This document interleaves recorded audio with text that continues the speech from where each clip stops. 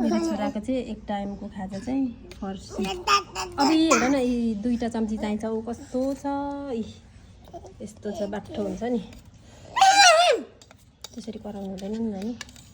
यी फर्सी र गिली माम फर्सी र माम गरेर उसलाई चाहिँ यो एकदमै मनपर्छ। यो दिने गरेको छ बच्चाहरूलाई फर्सी र यो पनि राम्रो हुन्छ तर के बाठो भएर नछुनु है आफूले मान्दैन झगडा गरेर कस्तो गरिहाल्छ। आम्मा ल यतिको खाइदियो भने त भइगयो नि होइन। ल नगर न त्यसो। हौ कहाँबाट यस्तो नराम्रो बानी बेहोरा सिक्यो तान्ने आफैलाई चाहिने सबै कुरा जान्ने होइन छोरी। भाइ त कस्तो भएको है। ल मेरो छोरी